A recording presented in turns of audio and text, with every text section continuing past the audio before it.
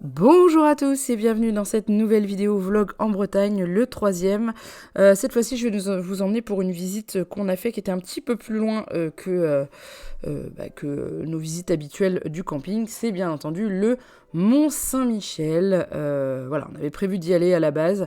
Pour la petite histoire, on devait y aller, on y avait été quand Juliette était toute petite et on voulait la ramener là-bas, qu'elle revoie le Mont Saint-Michel et qu'elle s'en souvienne, et aussi visiter Alligator Bay, qui est un parc animalier spécialisé dans les reptiles, et pareil, que Juliette avait découvert quand elle était toute petite.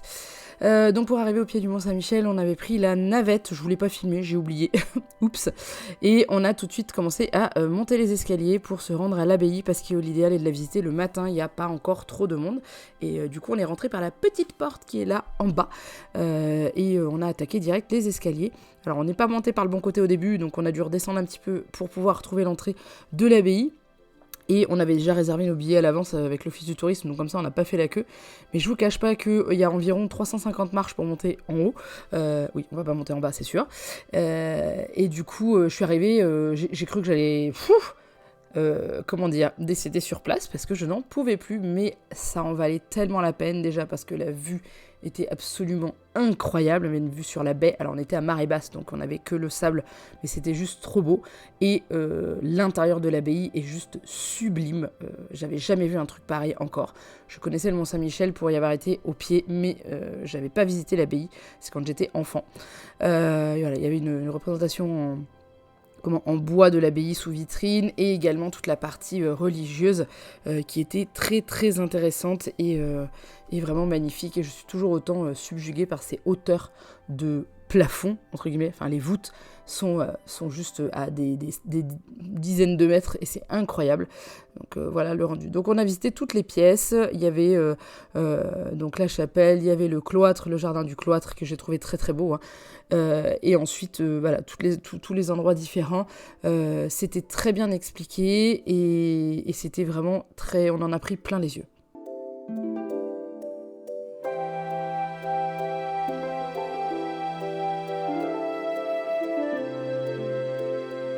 Les indications sont quand même vraiment super bien.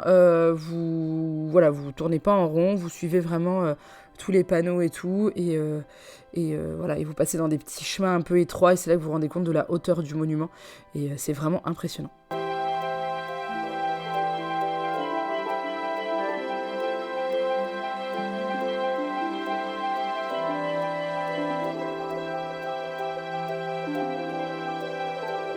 Donc là, on est tout en haut, et voilà la vue. Donc le pont que vous voyez, c'est le pont que les navettes utilisent pour passer et amener les personnes au pied du mont, mais également le chemin qui permet aux gens de venir à pied, parce qu'on peut aller du parking de l'autre côté de la baie jusqu'au mont à pied. Il y a à peu près 3 km si ma mémoire est bonne. Vu la chaleur qu'il faisait, on n'a pas eu la foi concrètement de le faire, parce que c'est vraiment plein soleil, et voilà. Donc du coup, on s'est dit qu'on allait prendre les navettes à l'aller et au retour. On a attendu un petit peu, mais franchement, ça a été. Voilà.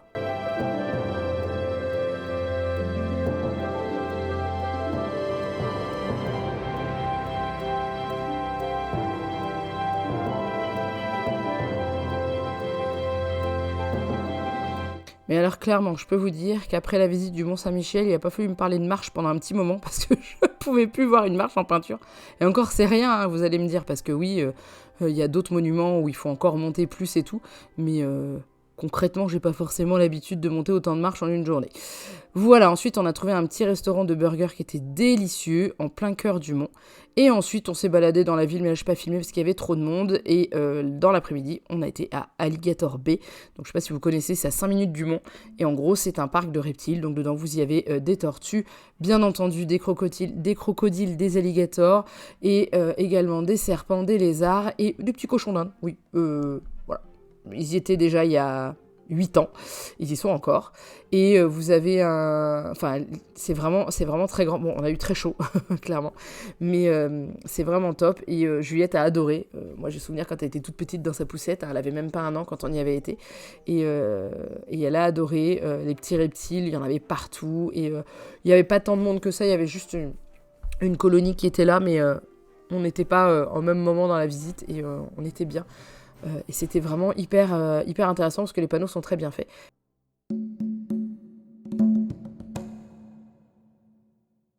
Vous avez même des vivariums où il y a des petits tunnels pour les enfants pour qu'ils puissent se rendre au milieu et être au plus près des animaux, hein, clairement.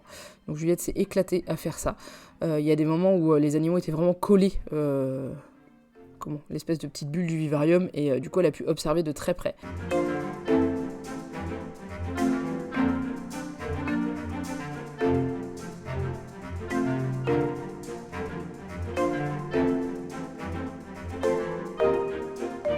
Alors ce petit lézard a beaucoup fait rire Juliette parce qu'il suivait son doigt. Au moment où j'ai filmé, il le faisait beaucoup moins, mais au début, il se déplaçait pour suivre son doigt. Et c'était assez rigolo.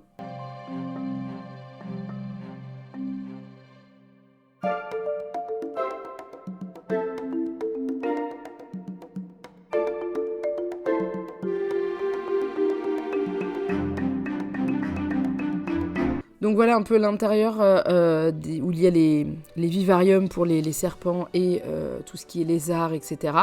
Et les tortues, elles, sont à l'extérieur. Il y a très peu de tortues à l'intérieur. La plupart sont à l'extérieur. C'est surtout la tortue qu'on appelle plus communément la tortue de Floride, avec les traits rouges en dessous, qui faisait bronzette. Je crois que j'ai un moment donné où je vous les montre. Et il y avait une expo provisoire sur les dragons et leur histoire. Donc du coup, ça nous a permis d'apprendre encore plein de petites choses. C'était un dragon, il y avait plusieurs dragons d'animatronique et qui étaient vraiment très bien faits.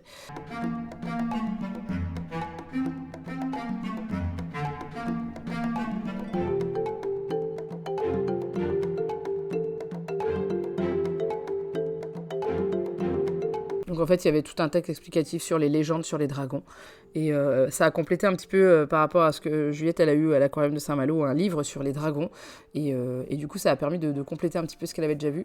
Un tout petit peu sur la droite, vous voyez un œuf avec un trou, enfin le fait qu'il est coupé au-dessus. On pouvait faire des photos à l'intérieur, enfin surtout les enfants, et c'était rigolo. Ensuite, on est parti à l'assaut des dernières tortues et ensuite des alligators. Celui-ci est faux, bien entendu, c'est de la décoration. Mais il laisse quand même un petit doute au démarrage quand on arrive. Et c'est après, quand on voit la sécurité, on se dit non, c'est pas un vrai. Il y avait un enclos à tortues. Alors celui-ci, on s'en souvient bien. Juste après, il y avait possibilité, un petit espace pour pouvoir toucher les tortues. Donc en fait, quand elles viennent se mettre dans cet espace, on peut les toucher. Autrement, elles restent là où elles sont à l'ombre. Et dans ce cas-là, on ne peut pas les toucher parce qu'on n'a pas le droit de pénétrer dans l'enclos où il y a l'herbe. C'est juste ce petit enclos-là.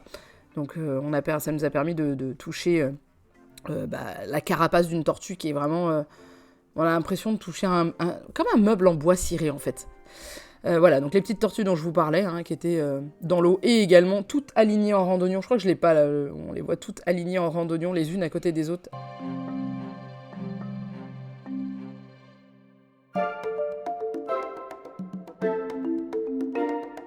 Et la suite là, il y avait une petite expo sur les dinosaures, puisque de toute façon les lézards, les serpents, tout ça descendent des dinosaures.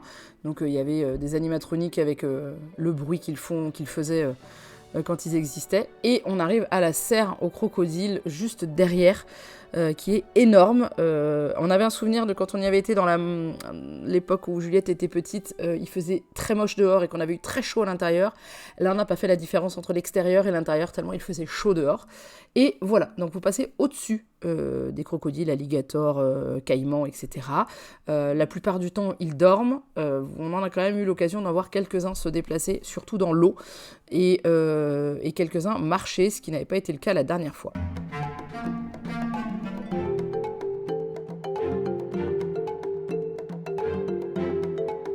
Alors, j'ai pas filmé, mais il y a également des spots d'observation pour les enfants, où il faut qu'ils escaladent et tout, pour voir en haut, et il y a un endroit où ils peuvent descendre pour voir les crocodiles derrière une grosse vitre.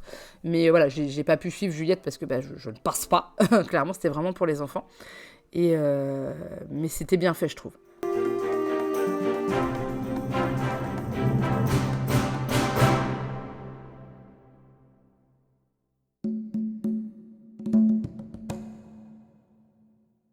Alors ce crocodile-là a beaucoup fait rire Juliette, et nous aussi d'ailleurs, parce qu'il faisait des bulles avec son nez. En fait, il essayait d'attraper des choses au-dessus de l'eau, et en fait, dès qu'il remettait sa tête dans l'eau, il faisait plein de bulles. Donc ça faisait un gros bruit bizarre, au début on se demandait d'où ça venait.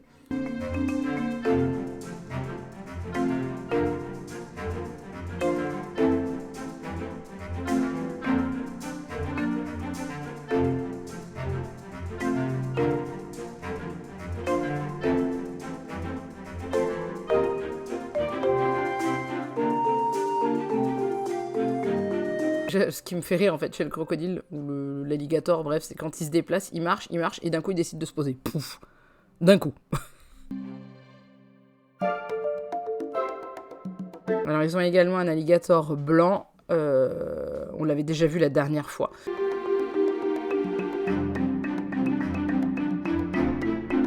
Là, sur le en haut à gauche, on voit la petite cabane où les enfants pouvaient monter pour pouvoir observer les animaux du dessus.